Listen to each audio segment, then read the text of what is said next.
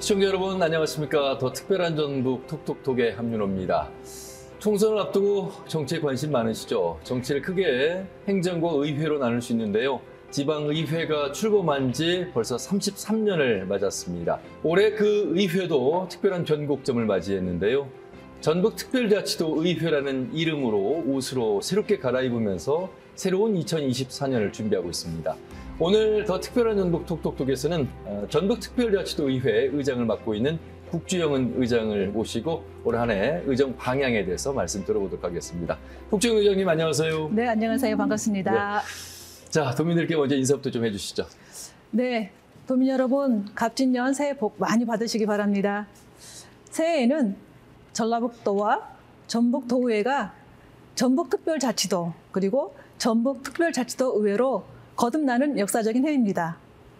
도민 여러분께서도 새 이름처럼 더 새롭고 특별한 한 해 되시기 바랍니다. 외형적으로는 이제 출범식도 갖고 또 간판도 바꾸고 우리 의장님이 아마 명함도 바꾸셨을 것 같습니다.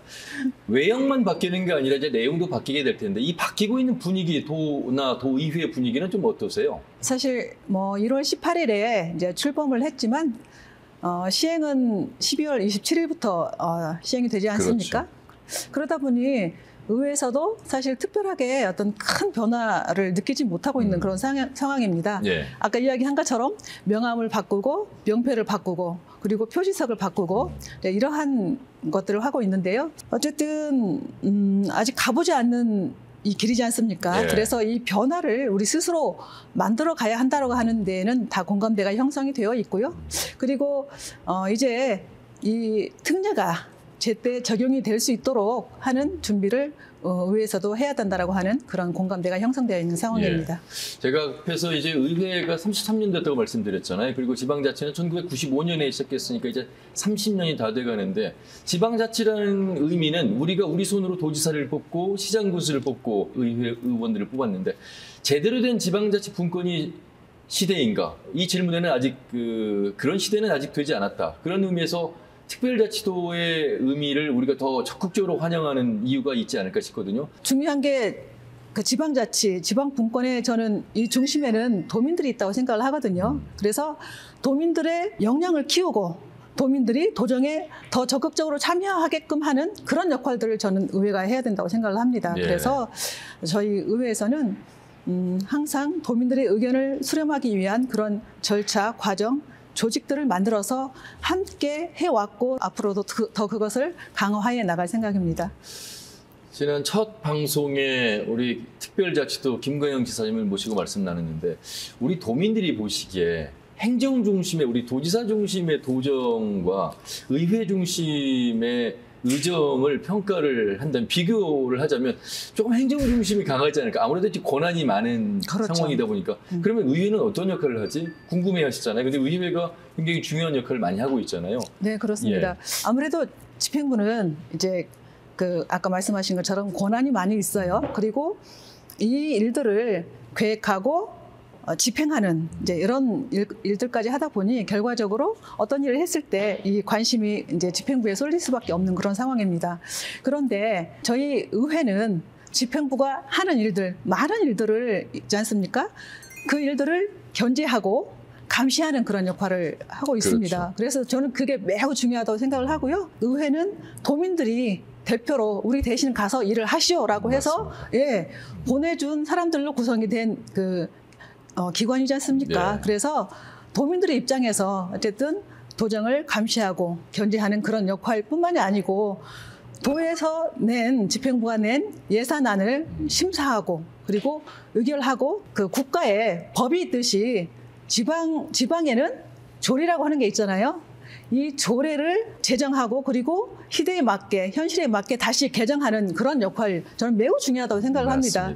예, 그러한 역할들을 하기 때문에 결국은 의회라고 하는 곳은 도민의 입장에서 입장에서 일을 한다 그렇게 바라보면 될 것 같습니다. 일하는 사람이 행정이라면 일을 잘하는지 지켜보고 심사해주고 감사하는 게 의회다. 그렇습니다. 그래서 어떻게 보면 주민 입장에서 시민 입장에서 보면 의회에 더 관심을 많이 가질 수밖에 없습니다. 그렇습니다.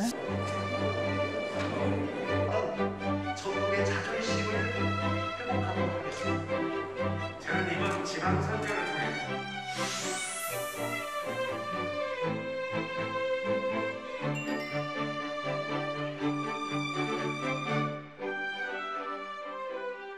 작년 연말에 올 한 해 예산 심사를 마쳤잖아요. 중요한 부분 중에 하나가 이제 예산 심사라고 말씀하셨는데 어떻게 마무리 잘 하셨습니까? 작년 네. 11월 8일부터 12월 13일까지 정례회 기간 동안에 이제 예산 심사가 이루어졌는데요. 경기 부양, 민생 안정, 그리고 교육 환경 개선에 중점을 두고 심사를 하였고요. 전북특별자치도는 그 98억 삭감된 9조 1,051억, 그리고 전북특별자치도 교육청은 107억 삭감된 4조 5,022억. 예. 이게 확정이 됐습니다.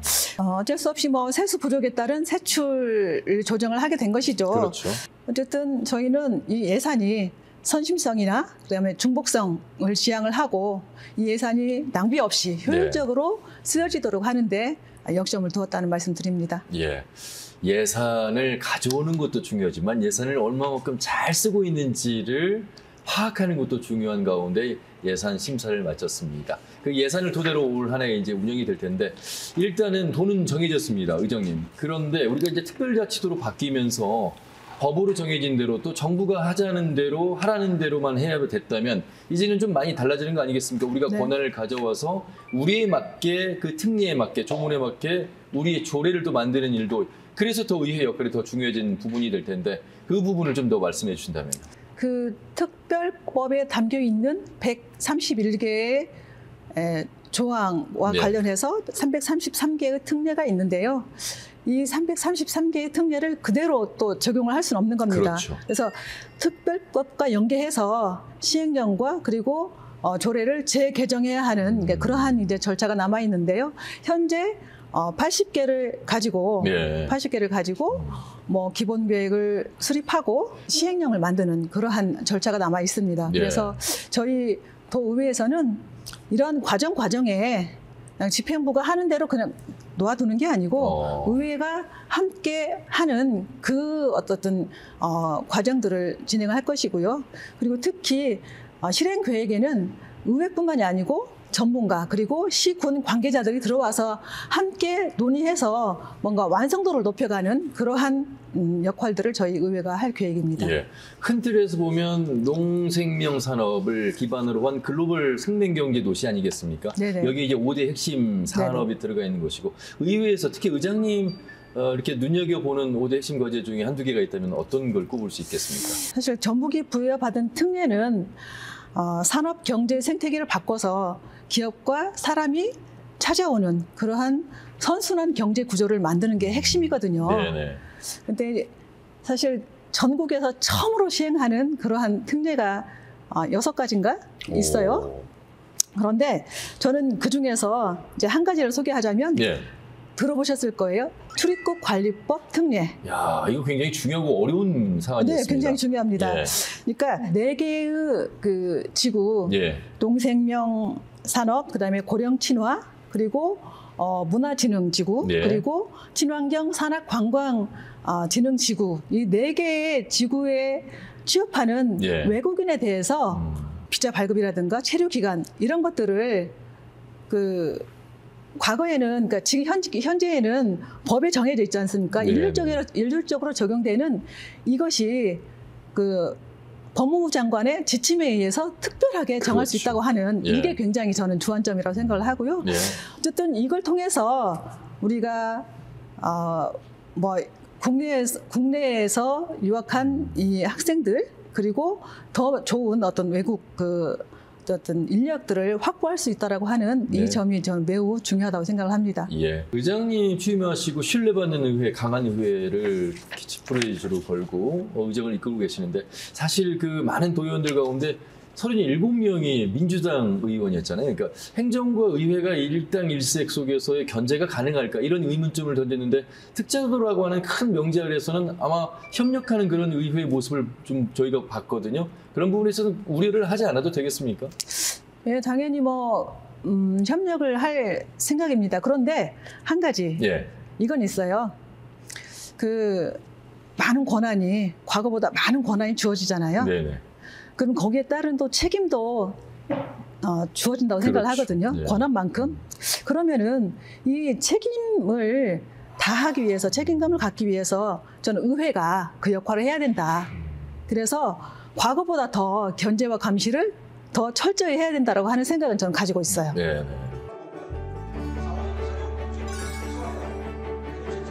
제397회 전라북도의회 임시회 제1차 본회의회를 선포합니다.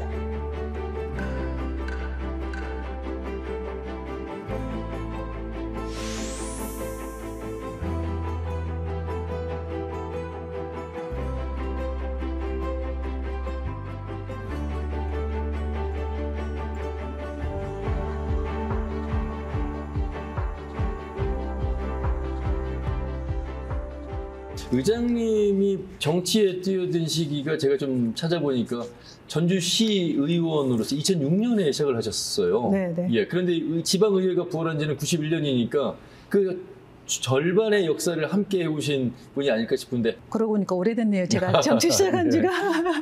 젊은 나이에 시작하셨어요. 네, 젊은 나이에 시작했어요. 네. 뭐 그때만 해도 사실 젊은 여성이 정치하겠다고 하니까 굉장히 불신의 눈으로 바라보고 뭐 그랬었는데 네. 어쨌든 많은 세월이 흘렀어요. 어떠세요? 지방의회를 잘 모르시는 분들 내지는 위상에 대해서 존재감에 대해서 질문을 드린다면 어떻게 좀 말씀하시겠어요? 우리 의원들이 참 열심히 어쨌든 주민을 대표해서 의회에 와서 참 열심히 하고 있습니다. 그런데 이제 어쩌다가 또 뭐 잘못한 그런 사람들도 있기도 해요. 네네. 그런데 그 한 사람으로 인해서 의회 전체를 평가를 하고 막 의회는 필요 없어져야 되라고 하는 또 그런 이야기를 또 하기도 합니다. 저는 그런데 이제 그런 이야기를 들을 때마다 어떤 생각이 드냐면은 우리가 입술이 어떤 기능을 못한다고 생각하지만 입술이 없으면 이가 시리잖아요. 네네. 그런 것처럼 저는 없어서는 안 되는 이가 있으면 반드시 입술이 있어야 되는 이제 그러한 관계라고 생각을 합니다. 네. 그래서 집행부가 어쨌든 일을 아까 말씀하신 것처럼 도민을 위해서 전라북도 발전을 위해서 일을 해나가는 데 있어서 더 잘하게끔 하는 역할을 의회가 하고 있다라고 보시면 될 것 같습니다. 어떤 거 하나를 잘못했을 때 마치 모두 다 싸잡아서 의회 필요 없어, 의회 무용론까지 이야기하는 것은 과한 거죠. 네네. 근데 언론이 그렇게 좀 관심을 잘한 것도 있는데 그 잘 못한 부분들이 드러났을 때 특히 의회를 많이 이렇게 겨냥하는 모습 속에서 아마 안타까움을 말씀하신 것 같습니다. 여성 의장은 우리 의장님이 전라북도 의회부터 시작해서 전북특별자치도회까지 지금 처음이시잖아요. 예, 그렇습니다. 네. 그리고 40명 도의원 중에 보니까 9분밖에는 되지 않았습니다. 여성 정치 그때와 지금 많이 달라졌습니다만 여전히 정치 참여의 길이 그렇게 넓지만은 않다고 말씀드리면 그렇게 동의하시겠습니까? 예, 그렇습니다. 맞습니다. 점점 좀 좋아지고는 있지만 사실은 아직도 가야 할 길이 멀다고 생각합니다. 왜냐하면은 정치는 왠지 남성들이 하는 일로 생각을 하는 분들이 아직도 사실 많습니다. 예. 그래서 사실 정치하면서 가장 힘들었던 게 이제 그러한 인식이었거든요. 근데 막상 또 의회에 들어오면은 정말 성실하게 여성의 특유의 어떤 성실함과 섬세함을 가지고 또 그리고 또 약자들, 사회적 약자를 보듬는 그러한 정치를 잘 하고 있거든요. 그래서 우리 여성 정치인들에게 더 많은 좀 기회를 줬으면 좋겠고, 실제로 제도적으로도 저는 여성들에게 일단은 유리한 그런 제도를 많이 만들어서 여성들이 정치에 많이 진출했으면 좋겠다라고 하는 그런 말씀드립니다.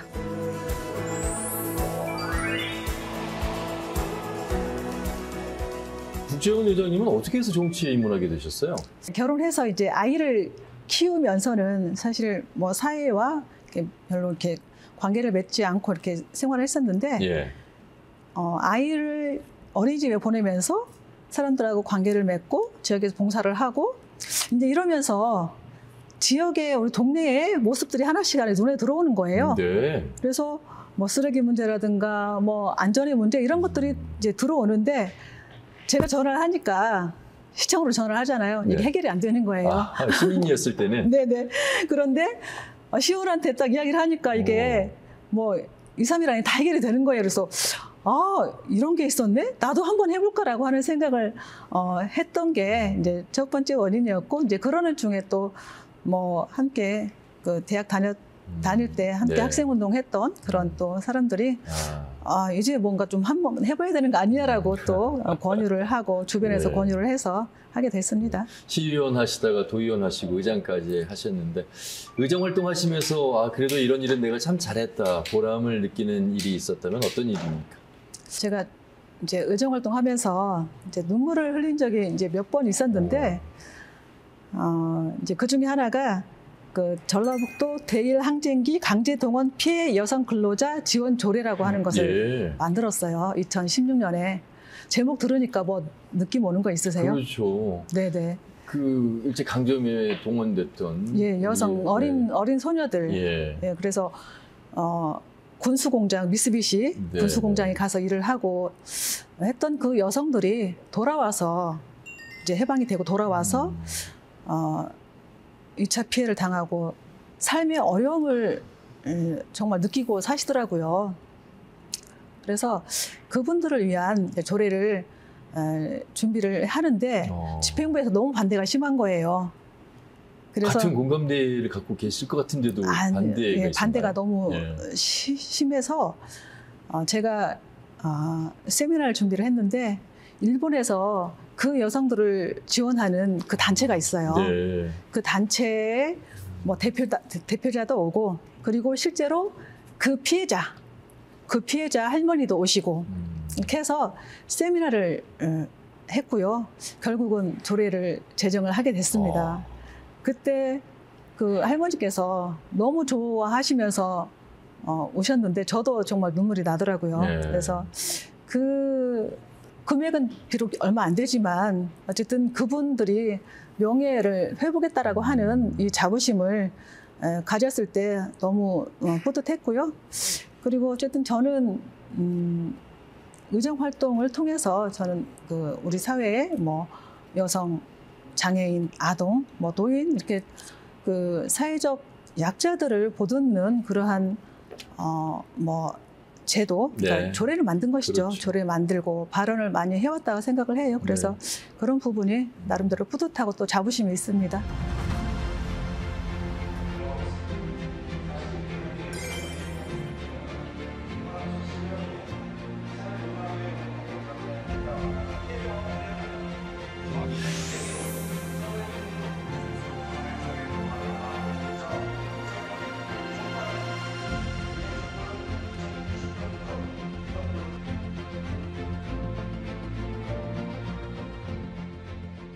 이제 우리 전국특별자치도의회를 이제 하나하나 이제 분석해 봐야 되는데요.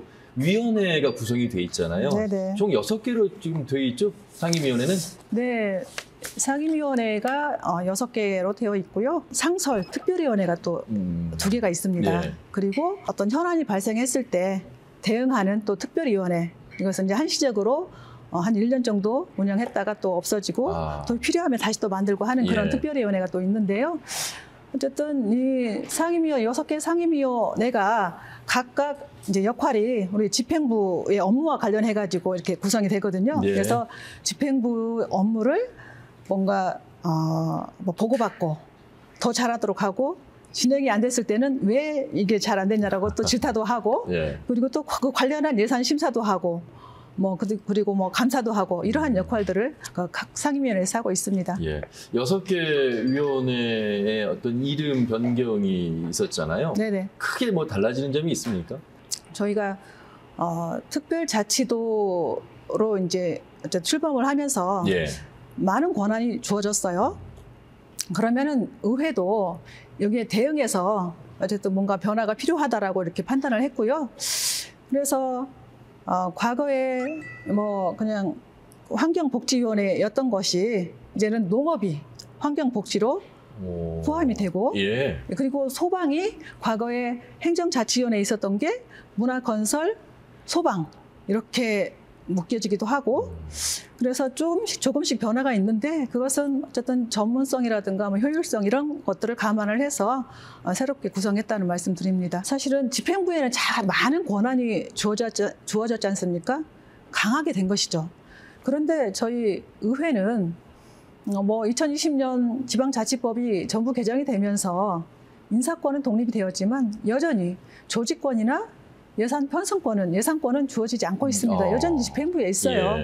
그래서 저희들은 그러한 내용들을 담은 지방의회법 제정을 위해서 연대 활동을 펼칠 생각이고요. 그리고 지역 현안이 아직도 남아 있잖아요. 네네. 예를 들어서 뭐 금융 중심지 지정이라든가 균형 발전, 그래서